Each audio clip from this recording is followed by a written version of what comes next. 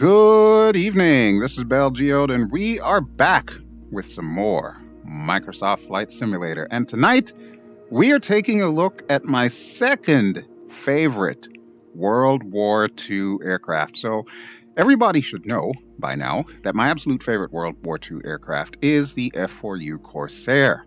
However, closing in at number 2 is the darling of the Lockheed Skunk Works, the P-38 Lightning. And this particular one is going to be brought to us from FlyingIron Simulations. So we last saw FlyingIron Simulation with the Spitfire. I believe it was, the Mark 9 Spitfire, which is, of course, a very good rendition of the Spitfire. And I showed it off in one of my chill videos, which is basically a video like this, except without all the fancy production value and theme songs and all of that good jazz. I do those from time to time because, let's face it, I don't have a lot of time to go into the full production.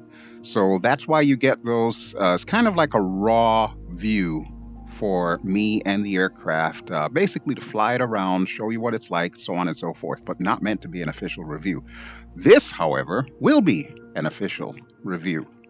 And first off, I did purchase this. I did not get a free preview copy. I did not ask them for a free preview copy because FlyingIron Simulation is one of those developers that I feel has earned the money. So if you don't even watch the rest of this video, all you need to know, I bought this one gladly the moment it came out, like within seconds of the website page going live. That should really tell you everything you ever want to know. Now, I did feature this video in the X-Plane video series that I've been doing, and I gave it a pretty solid review there as well as we flew it around the Balearic Islands, Orbit's Balearic Islands.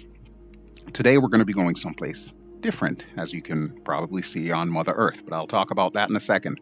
All right, so let's click on FlyingIron P-38L Lightning. And we'll start on the fuel page. So as you can see, we've got plenty of fuel. And I noticed that this is now a thing. It automatically sets itself back to 50%, which is not cool. I don't like that, Asobo, so we need to work on that. I'm going to get my external tanks to empty because I really don't think I'll need them for this trip. We're only traveling about an hour away. So we should be good with 80% on all the various tanks that are internal for the aircraft. Center of gravity is already set, so we don't need to worry about that. We can leave that as is. All right, but when you first get the P-38, of course, you will have it right here. Important facts: cruise speed about 239 knots, max altitude 44,000 feet, and yes, you do have oxygen. Endurance of 11 hours, that is what this aircraft was famous for. It had a very long loiter time, so you could really take it to the Japanese back in World War II. Range of 1,955 miles. Now you may notice this livery. Well, let's talk about that. So we've got many different liveries to choose from in this, as you can see. So there's 1, 2, 3, 4, 5, 6, 7, 8, 9 liveries that you get. My personal favorite is this one. This is YIPPEE. Now, YIPPEE was the 5,000th version of the P-38 that was built, and of course it was used primarily as a demonstrator. It did, like, I don't want to say air shows, but demonstration flights for a lot of people to prove that the P-38 was really worth it. And additionally, everybody who actually worked on YIPPEE also got like a little patch or whatever that said YIPPEE to indicate that they were the special crew that helped to build this bird. Now, it is no longer flying. Unfortunately, it did crash and it was never rebuilt or anything like that. But it is probably, and most definitely actually, easily recognizable because of the fact that it's got that fire engine red color. But of course, there are others like California Cutie and so on and so forth. All of those are included with this packet. So you get a pretty fair amount. And I'm pretty sure the community will hop in there and make other liveries, including things like the Red Bull livery and so on and so forth, which actually I think you do get the Red Bull livery. I want to say it might be this one here, but don't quote me on that. I haven't looked at that one. All right. But yes, the P-38 is very well modeled. I know some of you are deep into your quote unquote study level simulations, and you're probably thinking, well, what place does a warbird or fighter have in this kind of a sim? You know, you can't really model it. It's not DCS, da da da da da. Well, last time I checked, DCS doesn't have a P-38. It does have a Mosquito, which I will be showing at some point in time, but not quite the same thing. However, the way that FlyingIron has modeled this thing, and I have to say it's pretty much exactly like the X-Plane in its complexity and the way that the flight model reacts to the external influences of the air and so on. I think they did a pretty good job, and it's near study level. I say near study level because if you do things wrong, you can mess up your plane. So keep that in mind. You want to fly this thing right. All right, so now that we got that out of the way, let me just check my weight and balance again, make sure it didn't reset itself. Okay, good. I'm starting to get nervous here, Asobo. You keep making these minor changes and they start to get annoying after a while, so you may want to rectify that. All right, so Mother Earth. We're going to zoom into Mother Earth. I'm pretty sure you can already see where we're at. We are in one of my absolute favorite places to fly. This is Papua New Guinea. Of course, you can't really see it because all the clouds, but that's one of the reasons why I love flying here. The weather is always unpredictable, and it's just incredible. All right, so what we're going to be doing is kind of a variant on an old World War II route. So this area is where we're going to be starting from. Alpha Yankee November Zulu. This is Nadzab. Nadzab was important because it used to be a very big Japanese stronghold. It's where a lot of their Zeros and other aircraft were based. And between the Australians and the United States, they were able to take Nadzab as a part of the big plan to basically push the Japanese out of Papua New Guinea, as well as some of the surrounding islands. So this was a very key location. Now from Nadzab, we're going to be heading west. We're going to be going inland. And our ultimate destination, after we pass all of these small airports and work our way into the highlands area of Papua, is going to be Mount Hagen. Now, I don't know much about Mount Hagen. I haven't done a lot of research on it, but suffice to say, I do find the airport fascinating because it's literally nestled in between a few mountains. That is kind of cool. So it's going to make for a very challenging approach, especially if we've got a lot of clouds there. So this could end really good, or this could end really badly. Either way, we're about to find out, because we're about to hop in to the P-38 Lightning, start her up, and take her for a flight.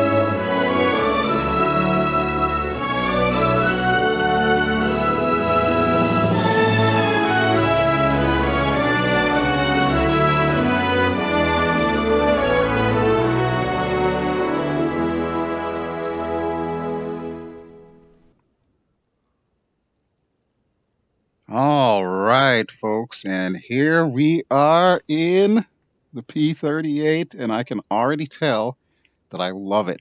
The biggest thing that I was worried about with Flying Iron bringing this aircraft over from X-Plane is that it wouldn't have the same feel or look. But I gotta say, I am really impressed with how they were able to pull it off. Everything looks just as good here as it did in X-Plane. In some cases, even better, since we can now take advantage of all the things that Microsoft Flight Simulator has to offer in order to bring the textures to life. Like, look at that. Look at the grit on the wing there. It's not just shiny. You can tell there's dirt on there. And look at the discolored metal for like the superchargers and everything, the turbochargers on the wing, on the booms there. That's so cool. That is so cool. And this is the kind of stuff that I really enjoy. The cockpit, of course, is weathered. Everything just looks wonderful. Phenomenal job by Flying Iron Simulations. This is the one that I've been waiting for. And I don't say that a lot for a lot of aircraft. I know some of you are waiting for like the PMDG 737 and so on and so forth. But it's stuff like this that I am waiting for. And when I get it, it just puts a big, huge grin on my face. All right. But we got a lot of flying to do, so let's go ahead and get started. Before I get started, of course, you know I'm in VR, so the standard disclaimer applies. When I talk, my face moves. The VR goggles move. So my apologies in advance.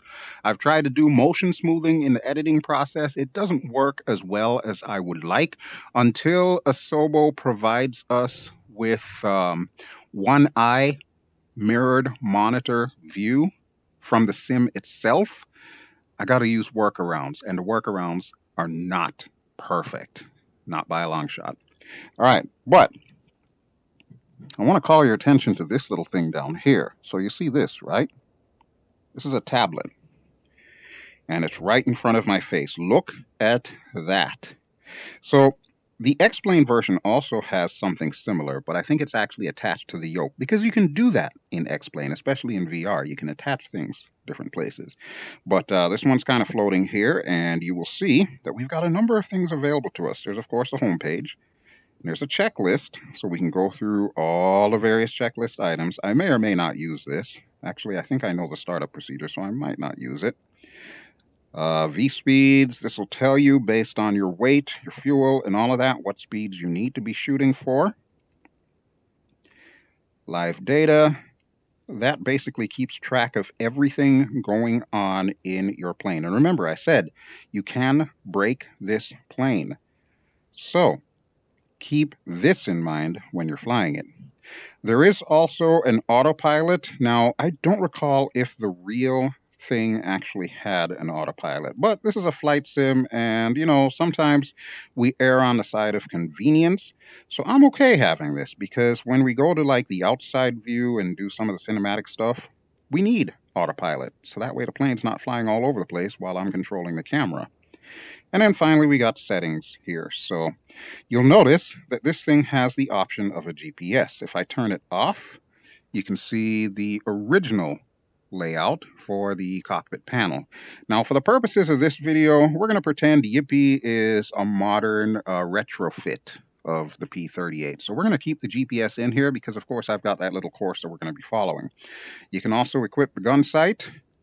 You can see it right there. And this gun sight is pretty big as far as gun sights go. So I'm going to go ahead and turn that off. We really don't need that because it's not like we're doing combat in here. Yoke you can turn on and off. Engine damage you can turn on and off. Hypoxia you can turn on and off. So I'm actually going to turn hypoxia on. For the purposes of this demo, I don't want to break the aircraft. That's not the point of this video. So we're going to leave engine damage off. But typically, if I'm just flying for the sake of flying, I will keep engine damage on because I need to know that my actions have consequences. And if that's what makes something study level, then it is what it is, right? Right. All right, so let's go ahead and click this off. So there we go. I thought that was a nifty little addition that they've got in there. And I know a number of aircraft have brought that to Microsoft Flight Simulator. Just Flight, in particular, comes to mind because they have that little EFB on the right-hand side of the cockpit. So That is cool. I like that. All right, but let's see if I remember how to start this thing. First thing I'm going to need is the battery, which I do have bound to one of my buttons on the Virpil. So the battery switch, incidentally, is right here. And there we go. Everything is on. And next to it is a pitot heat. We won't worry about that just yet, but we will go ahead and get our lights on. So up here, we've got the wing lights and the tail lights. Now, the way this aircraft works, the starting system is kind of unique, and I want to touch on that for a second.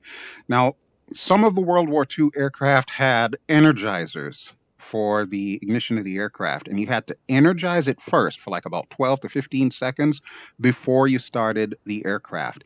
And what the energizer would do is, of course, spin the prop or pre-spin the prop, so that way when you hit start and introduce the fuel, your engine will light off.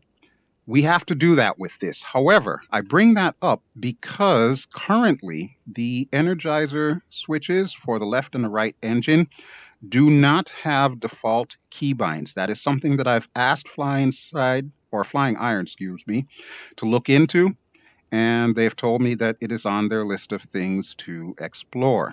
We need that, especially since when you're starting this thing, not only do you have to operate the energizer, but you've also quickly got to operate the starters. So it's going to get interesting. I'm hoping I will get a start the first time. All right, but we do need fuel before we do anything else. So these are our tanks, and we want to set them, let's see, main. We should have them on reserve, which is the far right side.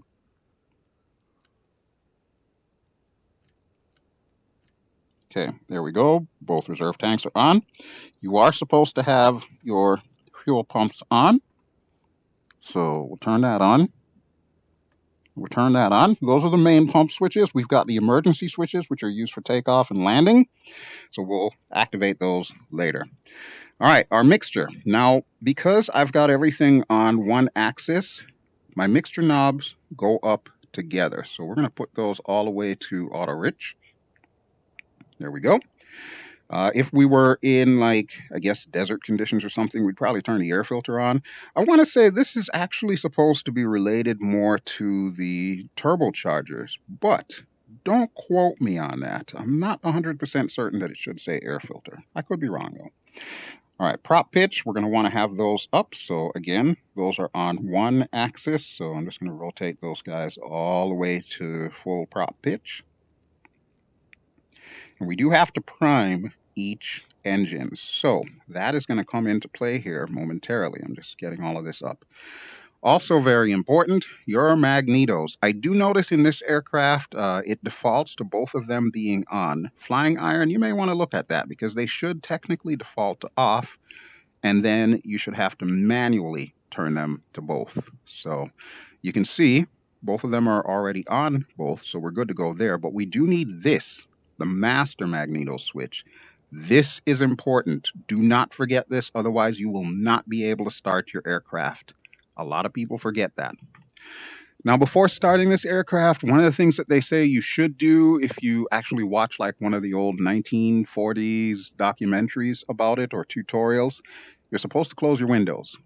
Now, this I'm going to bring up because a notable member of one of the groups that I'm in mentioned that this aircraft doesn't seem to have a difference in the sound when the windows are open or closed. And come to find out, he was actually doing it wrong. So, for those of you who may wonder how the canopy works with this aircraft, there are three elements to it. We have two side windows. So there's this one here. Notice that just went up. And on the opposite side, we've got this one here. Both of those are up. And then there is the clamshell cover that comes down. Now, in order to keep everything in place, you just need to click on this. And if you click one, it clicks the other. So perfect. That is how you close the canopy with this aircraft. So keep that in mind. And you need to have it closed because otherwise it will disrupt the airflow and basically cause the plane to bob up and down. That's not ideal. That is not ideal. All right, let's go ahead and get everything started. So our generator switches are already on. I'm not sure if those should be on. Generator switches are the ones above those red covers there. So we can actually just go ahead and close this. But for future reference, FlyingIron, I think they should be off by default. All right, we do need to prime the engine. First let's crack our throttle. So we'll get both throttles up to there.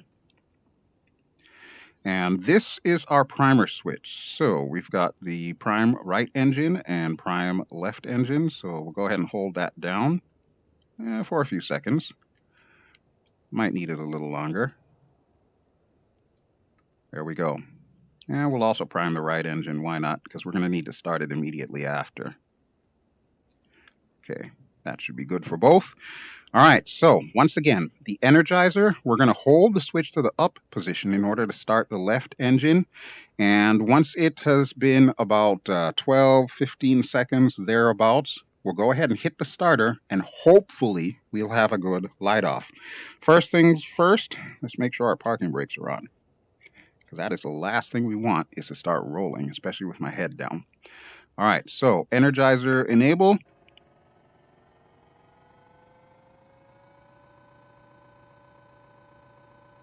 You'll notice the sound. And we're just about ready, so let's go for it. Clear! All right, good start on engine 1. Okay, let's go ahead and get engine 2. We've already primed it, so we'll push the switch to the bottom position, and I'm using the mouse to hold it in place.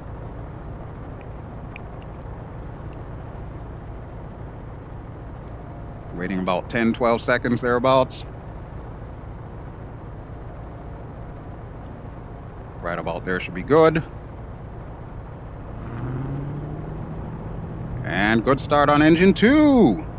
Outstanding. So now we just wait for the needles to get into the proper position. We can see we've already got fuel, we've already got oil, manifold pressure is looking good, needles are identical. Everything is just looking great. I love it. All right, now coolant flaps. Let's go ahead and get those open. So we'll need to push them all the way to the bottom position. There we go. And both of them are already there. Excellent, excellent. We also need to make sure that our prop switch is in the automatic position, but I don't believe it's actually modeled. Yeah, it doesn't look like they have that modeled in this, but that's fine. That we can assume is already where it needs to be. Okay, so now that we've got everything started, let's quickly go to the outside view and we'll do our traditional controls wipeout just to make sure that everything's working, all of our control surfaces, our flaps, so on and so forth.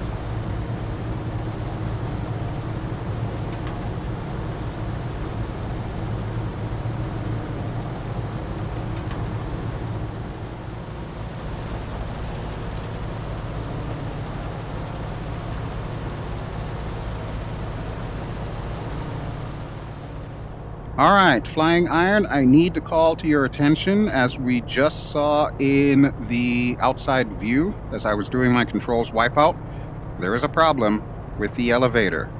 What you have moving is the elevator trim tab, not the full elevator itself. As anyone knows about the P-38, that big, huge tailplane, half of that is the elevator, so that will need to be fixed. I think it's referencing the wrong animation there. It's actually referencing the trim.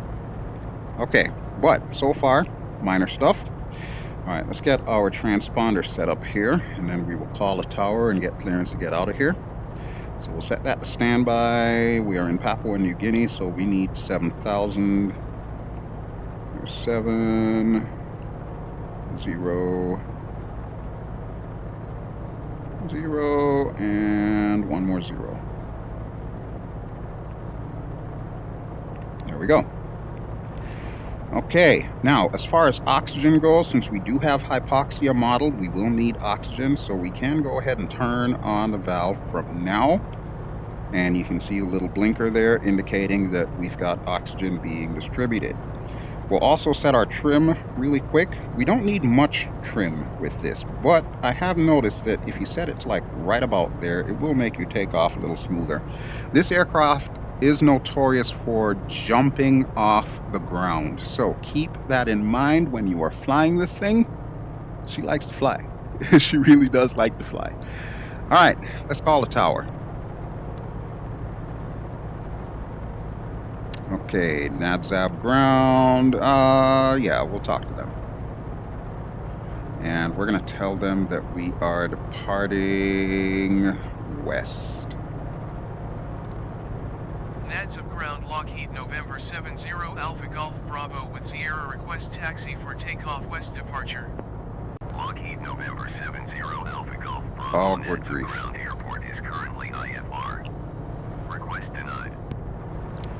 So that highlights a very important thing. This is a new change that Microsoft Flight Simulator has. You can now enable or disable ignoring the weather at the airport.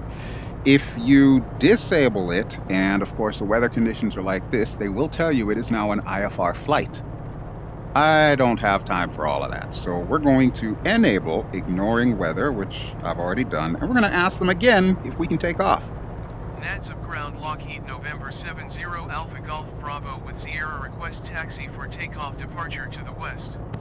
Lockheed November 70 Alpha Golf Bravo taxi to and hold short of runway 27 using taxiway Bravo Alpha. Contact tower on 121.7 when ready.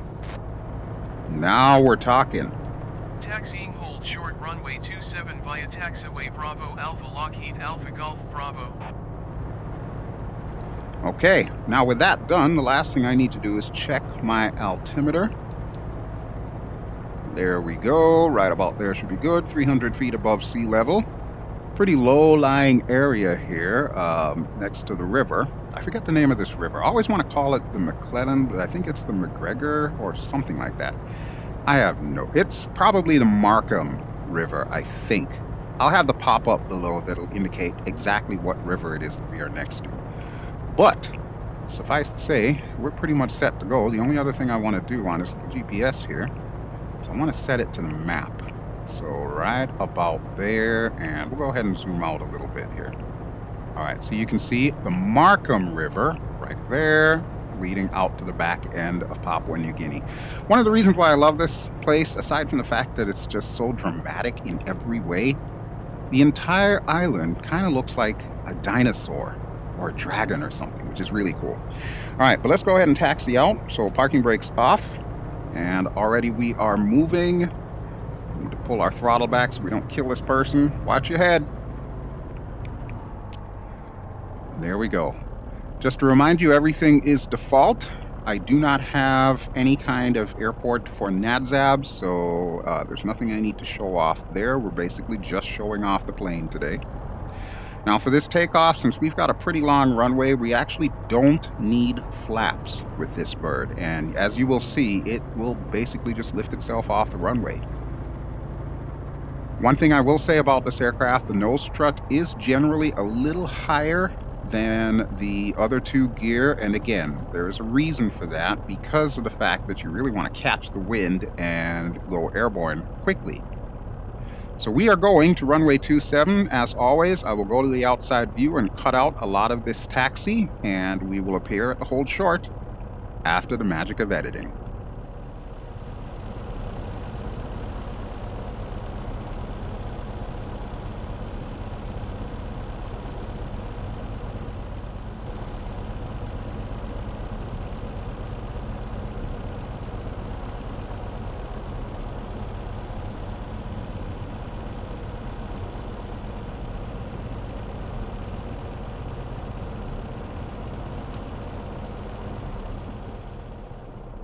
Okay, so here we are at runway 27, and as you can see in the outside view, she's a little bouncy. She is a little bouncy, which from my understanding, that is exactly what the real bird is like. So pretty good stuff there. All right, let's go ahead and get our landing lights on. Landing light switch is right there. And there we go. Okay, I don't know why it was taking so long there.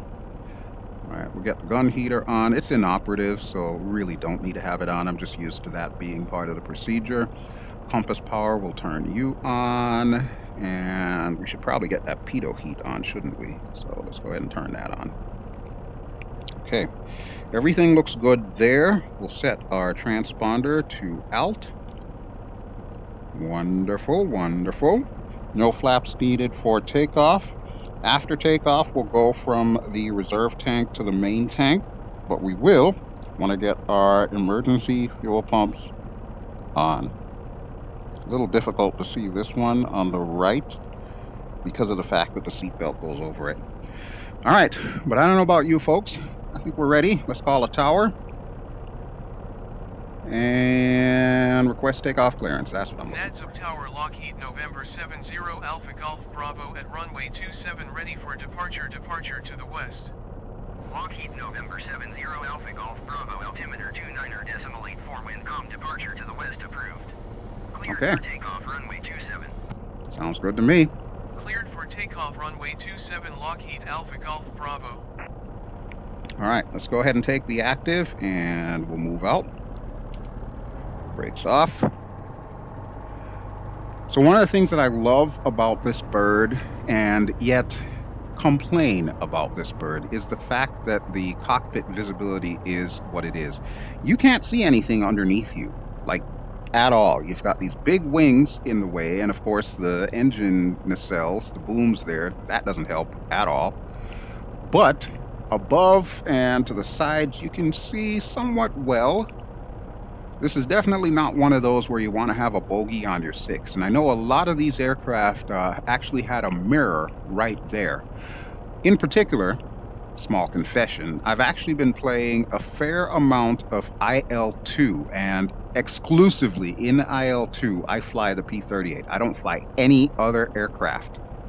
That's how much I love the P-38. If they had a Corsair, I'd probably fly it there too. All right, now for takeoff, just to go over that really quickly. So we are full prop pitch and full mixture. We are going to need to take off, and then after we take off, we're going to pull the prop pitch back. We'll put it back to about 2,500 or 2,600 RPM. If you do not do that, you will blow up these engines. So be advised. All right, but it is time for brakes down, throttles up.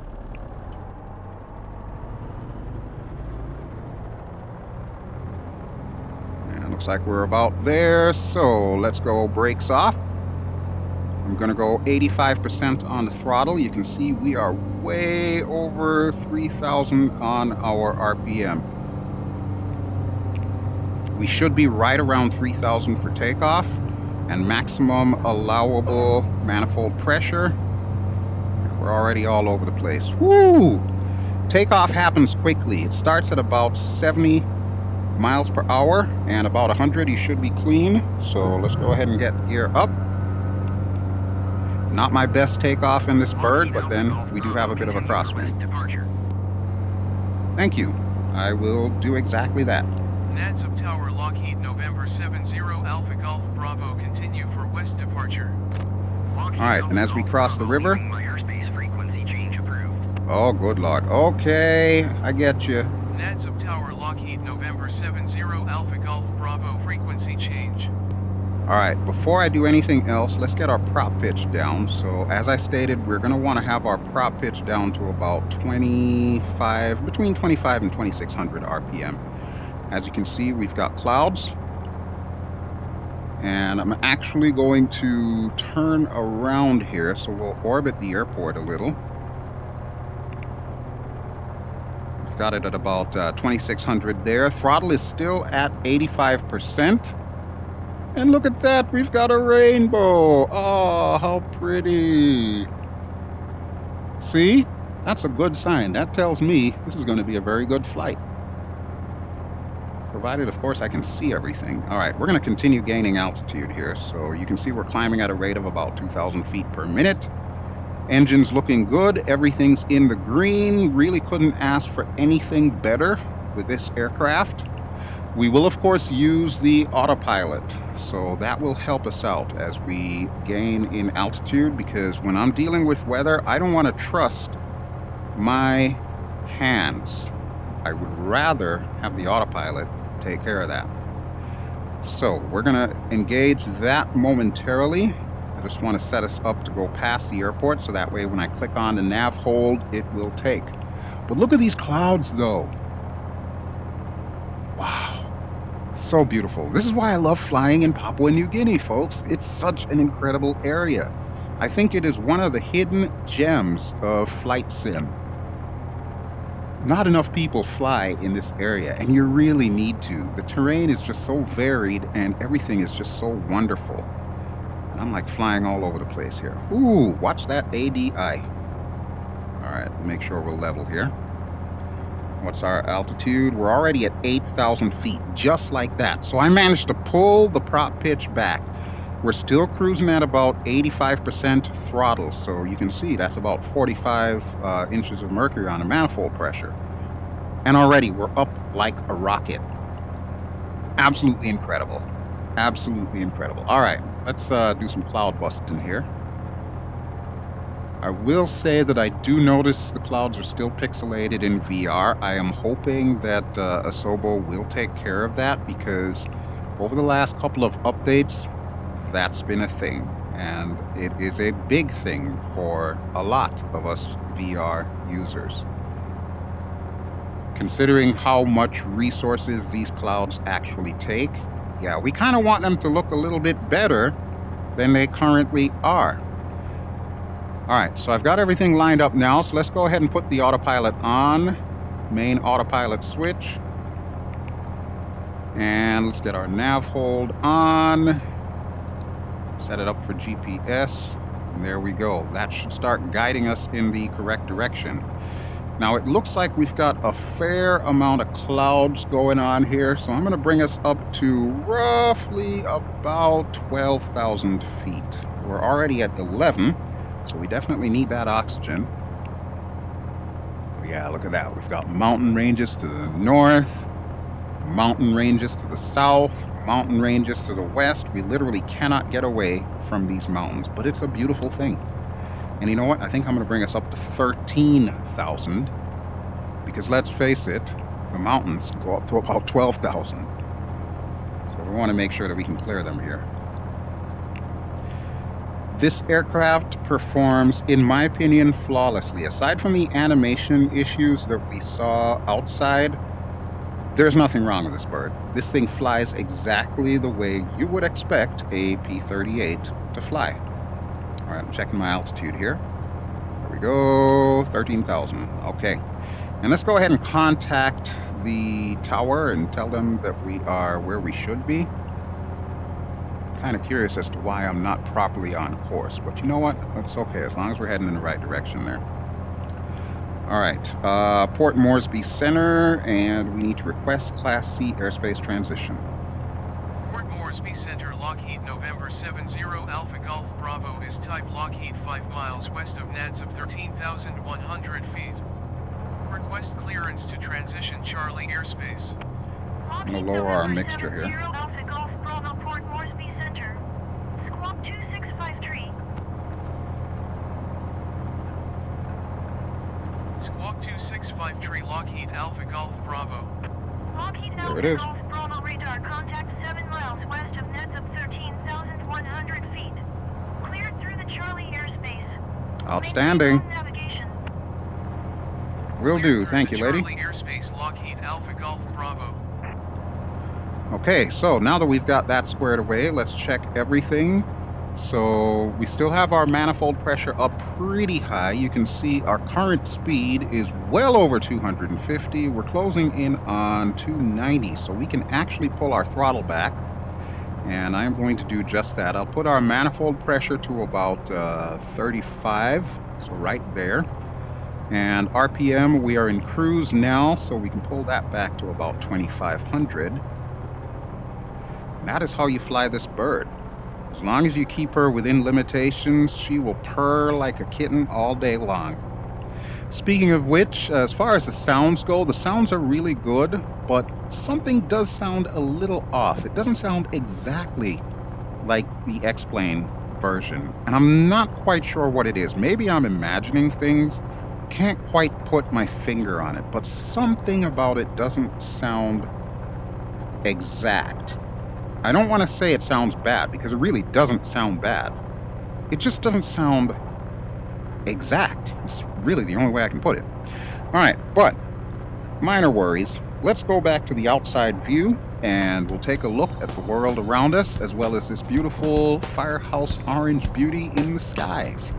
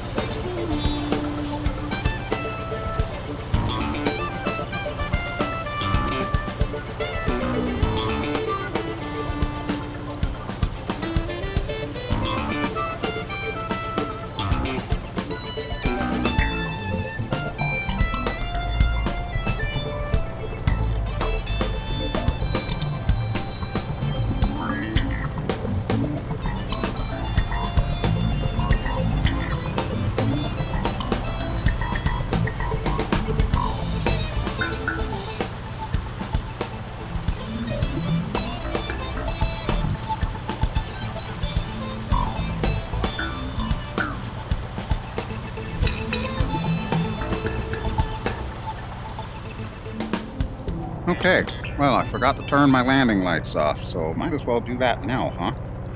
All right, so we are looking to be on course and heading to our next waypoint, so pretty good, pretty good. Unfortunately, I don't have like an ETE to tell exactly like how much time we've got left on the flight, and since there's an awful lot of clouds around the area, I can't tell based on landmarks down below where exactly we are. But I do know that we are on course, and I do have an idea of the route because I have flown it before. I always fly test flights before committing to a final recording, so that will work. But yeah, overall, the aircraft is very well done, and I know that I have picked it apart in small ways, some of the things that I have noticed. But one of the things that I really like about FlyingIron Simulations is the fact that they are committed to getting it right. If you notice something in their aircraft, please let them know, whether it be on Facebook or on their actual website. And actually, if you're purchasing this aircraft, as of right now, at the time of recording this video, it is only available on their website, on the FlyingIron website, which of course is linked in the video description below. It will eventually become available in the InSim marketplace. However, we have not reached that point, and honestly, I don't know what to say about that marketplace because the delays seem to be getting longer and longer and longer. I know Asobo has hired a bunch of people. Not sure if everybody's up to speed because it's still taking unreasonably long for them to approve aircraft and scenery for that marketplace. I really don't know what to say about that, Asobo. That's a great area of opportunity. But suffice to say, getting back to my original point, if you do notice any issues with this aircraft, feel free to let Flying Iron Simulation know about it, and they will look into it and get it fixed. That is one thing I've always been able to say about this developer, is they really pay attention to what the community says. That's huge. Now, a lot of you may not know, but Flying Iron Simulations also building an aircraft for DCS World, and that aircraft is the A7 Corsair II. That is going to be coming at some point in time. We don't have much information just yet. We just know that they are, in fact, working on it. And I have heard rumors that they're working on yet another warbird for Microsoft Flight Simulator. But much like you, I have no idea what it is. I just know that whatever it is, I'm probably going to want to fly it because I really like this developer. I know I sound like I'm biased or I'm shilling for them, but trust me when I tell you, there's very few developers that I will buy sight unseen. And I do that only with developers that I feel have proven their worth to me. And if it's something that I want to fly, this is definitely one of those companies. So yeah, my purple hat goes off to you. You've really brought this thing to life. I have flown the P-38 in sims such as FSX and P3D, and of course Aerofly FS2 has a pretty fairly good model version of it. And I just confessed that I am also flying in IL2. I have been flying in IL2 for quite some time now, and I love this bird there. Pretty much everywhere that I've flown the P-38, with the possible exception of War Thunder, because let's face it, it's War Thunder, I've enjoyed the experience, and I love the fact that this particular version lives up to the X-Plane version that I am used to, that I've been flying all these months.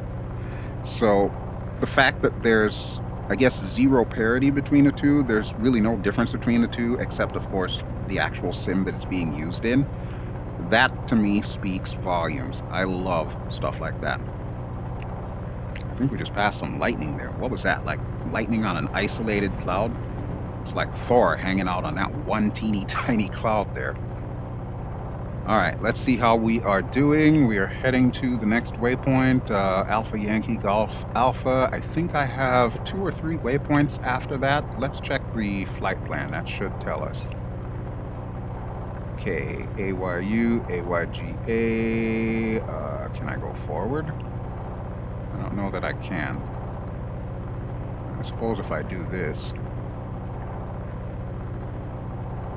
AYCH, AYMU, AYMH. MH is Mount Hagen, so that's our final destination. All right, that works for me. So 3 more waypoints until we are good to go. When we reach AYCH, I will start bringing her down from our altitude of 13,100 feet, and we'll start to get into the pattern altitude, which is probably going to be around 6,000 feet. This is a high altitude landing. Yeah, you can already see that the clouds are closer to the Earth because of the fact that we're at a higher altitude. Don't be too surprised if there's fog on this airport. All right, let's go back to the outside view really quick.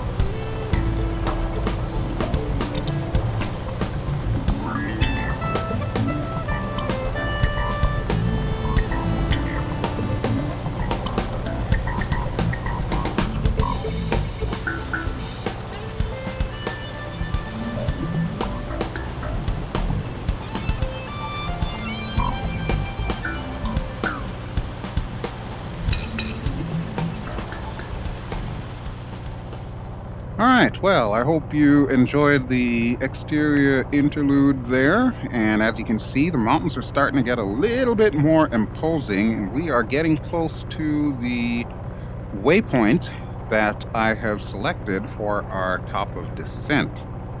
So you may have noticed in the outside view, this thing does have the guns, the cannons, and so on. However, currently they are not implemented.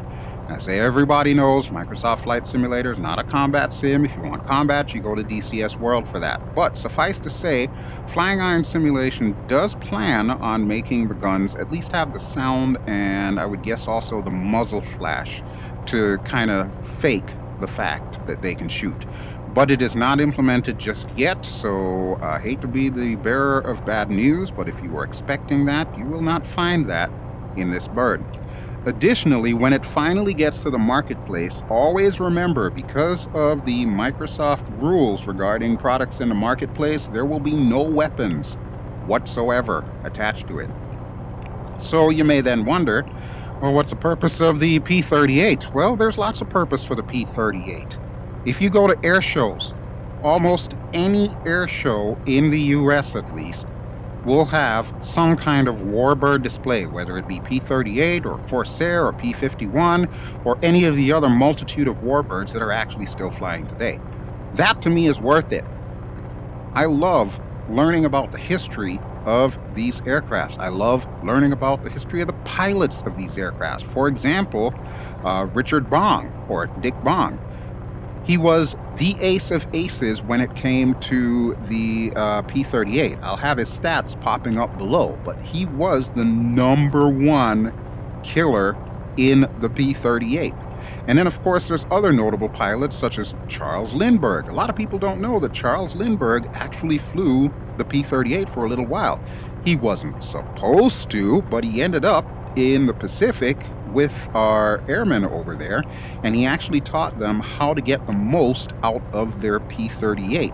And in the process, he even managed to get one unofficial kill of a Japanese bird.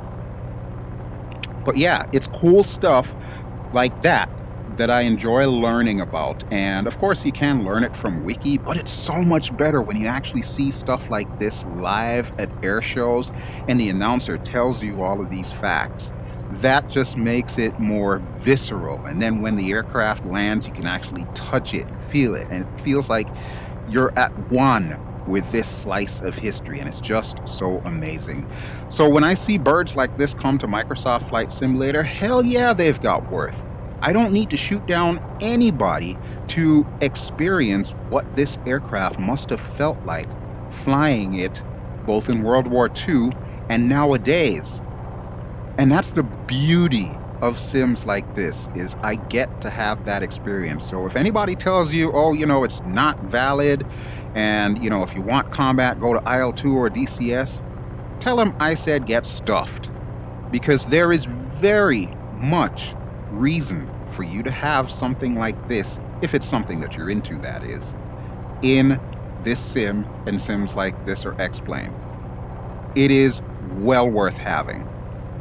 And with that having been said, we can also do shenanigans. Now, I'm not going to do too many shenanigans today with this bird. I'll probably do that in a chill video. But suffice to say, this beast can fly. You can put her through her paces. You can go into valleys and, do all kinds of funky shenanigans with her. She is a dogfighter. She's also a boom and zoomer, primarily. With all the speed that we've got, and you may have noticed I haven't touched the throttle. We're still at 35 on the manifold pressure and 25 on the RPM. And look at our speed, just over 250. This thing's barely even trying, and we're just pushing along with these massive engines that we've got here. Yeah, this thing's got some power and some grace to it, so don't ever sell the P-38 short. It is an absolutely tremendous bird. All right, we are heading to AYCH, and we've got about 10 miles till we get there, so let's do this. I'm going to show you how to use the autopilot on this thing here. So we'll pull it back up. And of course it defaults to that. I wish it remembered which screen I was on, but that's a minor complaint. All right, so we have altimeter here. Now I notice it says we're at 13,102, so it looks like it is actually calculating properly. Let me check my barometric pressure real quick. Okay, we're a little higher than I thought we were. All right, looking good. You may also notice while we're flying, it does tend to zigzag. It doesn't actually stick directly to the line, but then when you consider the fact that this aircraft never really had much of an autopilot, this is kind of fine. I'm okay with it as long as we're pointing in the right direction. All right, but let's get our altitude set, and that is engaged. And now we're going to start descending. Let's see, what is a safe altitude to bring us down to here? Because I don't want to smack into some cumulogranitus down there. Let's go with about 9,000 feet. So go ahead and click this here. There we go, 9,000 feet. How are we descending? 2,000 feet per minute. That's fine. We're going to gain a lot of airspeed, so I'm actually going to pull our throttle back now. So we'll keep it at about 29 on the manifold pressure. We'll keep the RPMs the same, and we'll keep this little puppy up so that way we have an idea of where we are. Okay.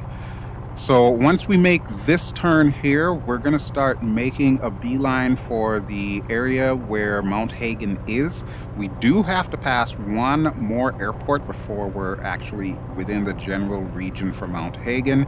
I notice we have not had any ATC interaction for a while here. So yeah, it looks like we're still in the Charlie airspace. Huh, I didn't realize it was that big, but then this island is considerably larger than most people expect. That's a good thing, I guess. But yeah, look at that. You can see how tall these mountains are. That's over 12,000 feet. So dramatic. And it's actually kind of hard to believe that, I guess up until, I want to say maybe like the last 50 or so years, there were still headhunters on this large island. And by headhunters, I mean cannibals. People who ate people. Yeah, they were still here. Now, you might call them savages. Me, not 100% convinced, because honestly, I've seen the world today, and yeah, that's just all I want to say about that. It's just nuts. I kind of don't blame them for doing what they did. All right, but looks like we've got a nifty little valley coming up here. We're at 9,500. Okay, I'm feeling good about this. Not feeling good about that wall of clouds up ahead, though. So you know what? Let's go back to the outside view and we'll take a quick look at that. And then we'll figure out how we're going to get down to this airport. We're not going any lower than 9,000 in this neck of the woods. As long as I stay in the valley, I should be safe. Or at least, so I hope.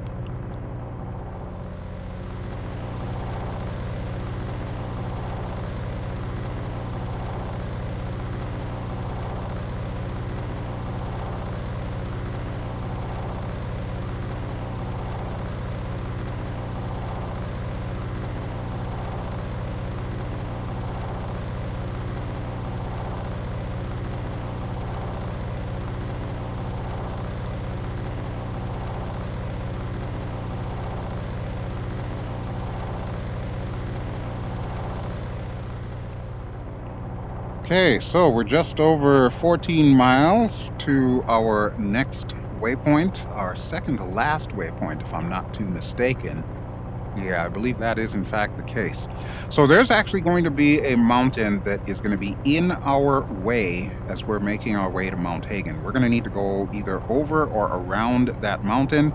And judging from that wall of clouds ahead of me, this is going to get a little bit tricky. So do not be too surprised if when we get to Mount Hagen, we'll have to circle for a bit just to make sure that, you know, we're at least cleared to land. I will contact Mount Hagen momentarily and let them know that we are coming in. In the meantime, I wanted to cast your attention to the trees down below. If you caught my previous chill video, the one where I was in Pittsburgh, Pennsylvania, you will notice that the trees there looked different. That's because I am running a payware add-on called the Four Season Pack by, I believe the person's name is Bijan Habashi or something along those lines. And it changes all the trees, so all around the world. Now, we're in the southern hemisphere, so naturally, this is more springtime rather than autumn time. And you can expect the trees to look different and definitely more localized. And I really think that this particular add-on brings a lot to Microsoft Flight Simulator. If there is a downside to it, I have noticed that I have lost some FPS having these trees in there. I know they say it's really not supposed to be that much of an FPS hit, but something's not right, because I definitely feel like I'm losing FPS here in VR. Alright, I want to bring us down some more, at least get below the cloud deck. I don't know how this is going to work, but let's bring us down about 2,000 more feet here. Whoa, not that much. Are you kidding me? That'll drive us into the ground. 6,000, we'll go to about 7,000. I want to be safe. I don't want to be dead. I'm already in the clouds. Oh, before the rain starts, FlyingIron Simulation, I want to bring to your attention your raindrops on the forward panel of the canopy are flowing the wrong way. So you may want to take a look at that. They're actually flowing forward when I do believe they should be flowing backward like the rest of the front canopy there. Something you may want to look at. Alright, I can't see nothing. Okay, there we go, a little bit better. Yeah, this is that IFR weather that I typically try to avoid. Whew, but it certainly does make things dramatic, I will give it that. I actually do kind of like it, even though it honestly terrifies me flying through weather, especially in an aircraft that does not have autopilot, and I've got to rely on my muscles to actually pilot the plane. But then I guess that's the whole idea behind learning IFR in the first place, huh? Alright, looks like we are passing our waypoint, so let's go ahead and contact Mount Hagen. Nearest airport list. Mount Hagen, number 2. I like it. How convenient. Let's listen to the ATIS first before we even attempt to contact them. Mount Hagen Airport information, India 0400 Zulu. Wind calm. Visibility 3. Sky condition, ceiling 900 feet overcast. Whoa. Temperature 15. Dew point 10. Altimeter 29.88. Visual runway 30 in use. 30. Landing and departing runway 30. All aircraft read backfold short instructions. Advise controller on initial contact. You have India. Alright, will do. And we want full stop landing. Mount Hagen Tower, Lockheed November 70 Alpha Golf Bravo is 13 miles east, 7,000 feet with India to land. Lockheed November 70 Alpha Golf Bravo, Mount Hagen Tower. Altimeter 29.86 wind calm, fly straight in runway 30. Will do. I got that just in time. I'm not sure how to address this, Asobo. I kind of like the fact that we can ignore the weather in case we just want to come in VFR anyway. But is there a way to remember what is set? Like, can we always default to ignore the weather? Or do we have to go through this every single time we're contacting an airport? Make straight in runway 30 Lockheed Alpha Golf Bravo. Alright. We're looking pretty good, and the sky is clearing up somewhat. So let me see. How far do we have to go to Mount Hagen? About 8 miles away. Ooh, yeah, that's going to come quickly. And actually, I think this is the mountain that I was looking for that we're going to need to go around to get to the Mount Hagen area. So we're going to stick on autopilot. And I'm actually going to go ahead and get rid of this puppy here. We should be safe around 7,000 feet. But man, look at those clouds. They are going to the ground. No, we're not cleared to land. We're not even ready to land. Are you kidding me? Cleared to land runway 30 Lockheed Alpha Golf Bravo. Oh boy. Alright, well, we're going to need to make this happen. So let's put our throttle to idle. Let's get our mixture back up. I don't want to make it full, Rich, because we are at 7,000 feet, and even this airport is pretty high up there. We do want to get it below about 170 in speed, so that way we can actually put the gear down. And we are going to need to bring our prop pitch back up. So I'm going to actually put that to about 27. Yeah, right about there should be good. That should keep us where we need to be. And yeah, I'm not looking forward to that. You see that, right? Let's go outside and take a look at it.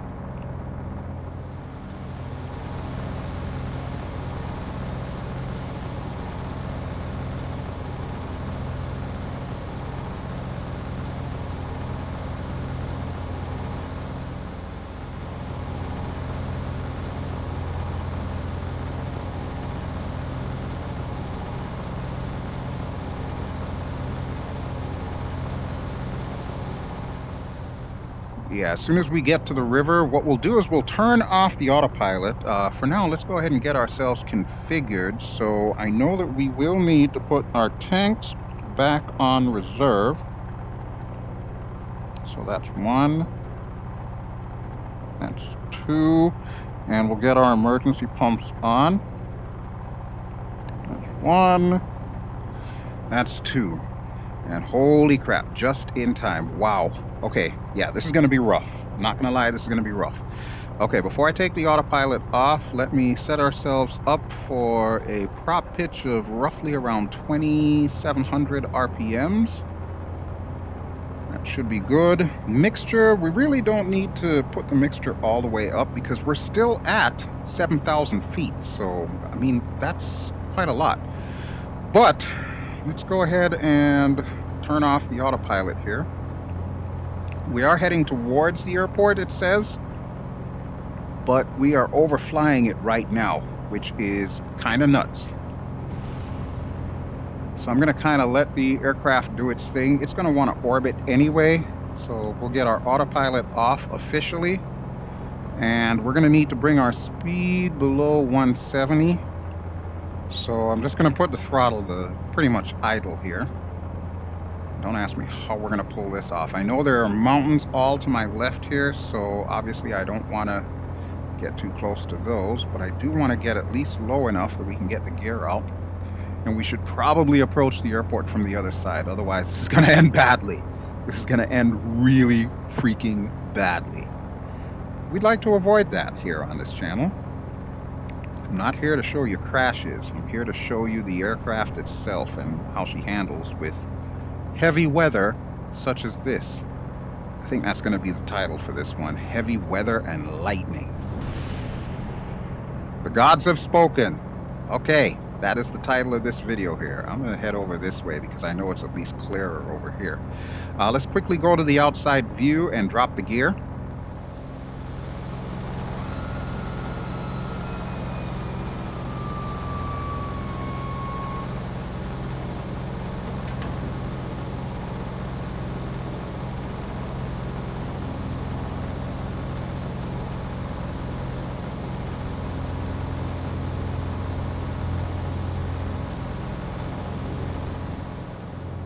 All right, we're coming down steadily, but we do need to turn around and see if we can locate the airport again. They already gave us clearance. Technically, we just did a go-around, even though we didn't really announce it. But yeah, that is just a nightmare. They said 900 feet over the deck. That is not 900 feet over the deck. That is all the way to the deck. Don't ask me how I'm going to pull this one off. That's just crazy. All right, but we'll get our trim up here a little. That'll help at least. Get our power back up. We'll keep it around 30 on the manifold pressure and about 2,700 on the RPMs. I think that's what they say you should have. Yeah, that should be fine.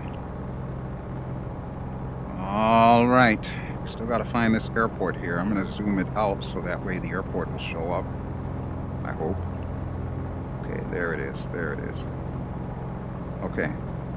So let's go till we're about to smack those mountains, and then we will make our turn to final. Zoom it in one notch here. I make no guarantees for this landing, but I will say this: if you are a religious person, now is probably a great time to do your thing for me. Yeah, I'm not looking forward to that at all. At all, at all, at all. All right, flaps are down 2 notches, and our speed is looking relatively good. I'm going to give it a little bit more trim here. And we do need to go around this mountain. We could, in theory, follow the river. So you know what? I am going to do that. I am going to follow this river. It looks like it turns a little to the right based on the direction that we're facing. So we're going to zoom it in some. Yeah, right about there should be good. Although I do have enough gas, I could probably just circle around until we get a clearing. That's probably not a good idea either. But at least you can start to see the Four Seasons pack and the variety of trees that it brings to the area. This is what really attracted me to coming in and flying in this neck of the woods, was the fact that we've got those brilliant seasonal textures here. I'm hoping that eventually Asobo will do the same thing for us, but I'm not going to hold my breath. Like I said, I've got this, and so far I'm really in love with it. All right, I'm going to pull the power back here just a bit, and we're going to see if we can locate the airport. Man, I'm not looking forward to this. One quick look outside before we get into the soup.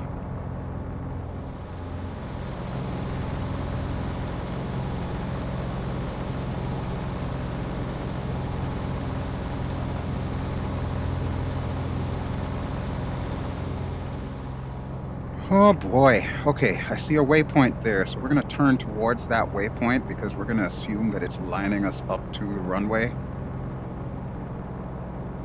Yeah, some kind of houses or something down there. Okay, this kind of looks good. Maybe, somewhat, kind of. I'll pull the throttle back some. We are at treetop level, folks. Yeah. I am not happy about this at all. Not in the slightest. But I do want to be able to at least see where I'm going. Do not want this to end badly at all. We do need to swing a little to the right, so let me kick in some rudder. Okay, right about there is good. We'll level out, and it would happen to be getting worse as we get to the airport. What's our speed? 100. Let's go full flaps. That'll help slow us down a touch. Okay, according to this... Oh, there's our airport. Okay, well, we were a little off target here, so we're going to go around, or at least attempt to. Gotta watch this stall speed, so let's keep our speed up and keep our turn rate minimal. Oh boy, yeah, this is going to be hell. Not going to lie, this is going to be hell. I've got it on full throttle now, so we're actually going to pull in full prop pitch. Something tells me we need it. I'm going to back the flaps off 1 notch. I want to get that airspeed over 100. And we're going to go to the right. We'll try to make it a relatively steep turn. Not sure how this is going to work. Just want to keep that speed over 100 and not fall out of the sky. That's the tricky part. Not fall out of the sky. Okay, we're almost lined up. I'm not gonna lie, I'm a little nervous. Actually, I'm not a little nervous, I'm very nervous. Let's level out. We're a little to the right of where we need to be. Let's pull that power back. Okay. Where is my runway? Off to the left. Are you kidding me? We cut it too tight. This is nuts. Okay, once more around the bend. Wow. See, this is why you tune in, right? I see these crazy shenanigans that I get up to. This is nuts. All right, let's keep our altitude level, or at least as level as I can make it. Bank angle is correct. Don't want to stall. Speed is just about 100. I'm going to give it a little bit more throttle. Little bit more throttle. Working on that downwind. Oh boy. Okay, so no more than a 30-degree bank angle is what I'm looking for here. All right, 12 I believe is the reciprocal. We're pretty much there right now. So we're gonna head out this way. We'll give it a little bit more distance, so that way I can work on this landing. Speed's looking good, about 120. We can afford to chop the power once I know for a fact we're over the runway, but that's just the thing, is getting over the runway.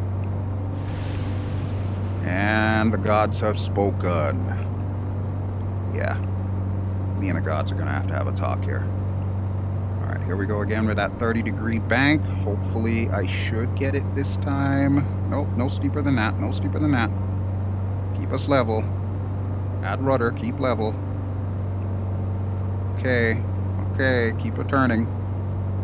Keep her turning. Pulling the power back just a bit, just a little bit. I've got 0 point of reference, but I do know this is where I should be, so we're gonna level out, swing a little left, and there's our runway. Oh boy, can we make it? We're certainly going to attempt to. This is bad. Kids, don't try this at home. Kick in the rudder, drop to the deck, throttle to idle. Holy crap, we're down. And try to stop in time. That's going to be the fun part. Oh, wow, that lightning. That was not precious. That was not sweet. That was not good. With pleasure. Holy crap. Ooh. Folks, I am going to need a new flight suit. Yeah, sure, whatever. Going to 120.5 Lockheed Alpha Golf Bravo. Okay, now that we're safely off the runway, let's go ahead and configure everything for parking. So parking brakes on. Whew. I am glad you were with me for that, folks, because that has got to be the single hairiest landing I have ever pulled off in Microsoft Flight Simulator. And I'm not quite sure what these weird light things are, but, you know, that's the least of my worries right now. All right, let's go ahead and set ourselves up. Emergency pumps off. We're still on reserve tanks, which is where we should be. Mixture, might as well put you back up. I don't really think it's going to make that much of a difference right now. Totally forgot our landing lights, so yeah, we're going to turn those on right now. I am just bewildered by that approach. Seriously, that is just absolute nuts. I would challenge you to try it as well. Don't take an aircraft that's like fully equipped. Take something that's got, you know, a little bit less, and you see if you can bring it down to this airport. I want to see how well you can do. So you can link your videos in the video description. I will allow it this time. As for us, we're gonna head to parking. I am so done today.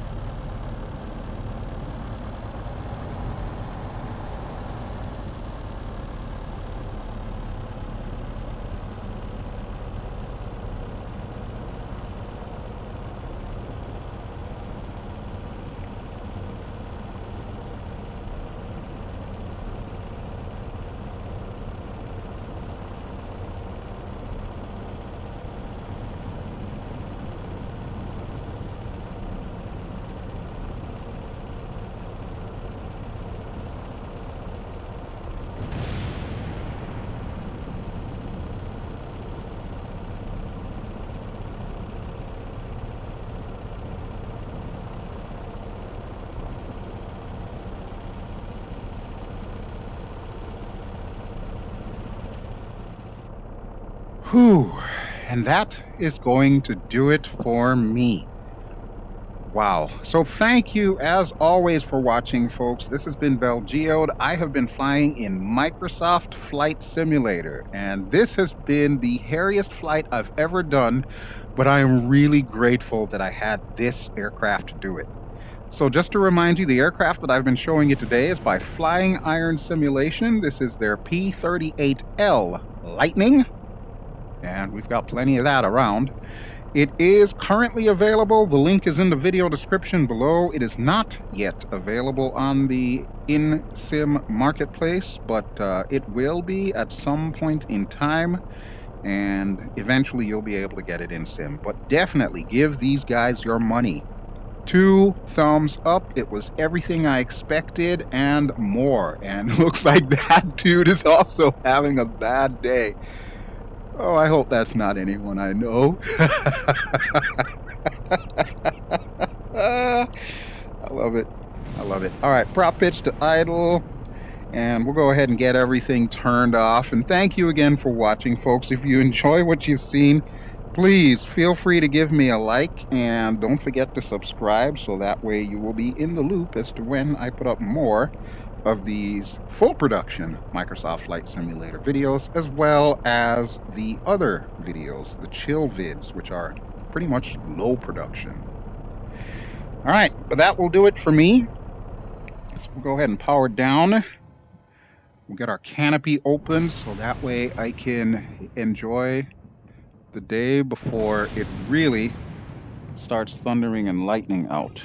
Let me get my windows down here. So there's 1, and there's 2. Don't forget those side windows, folks.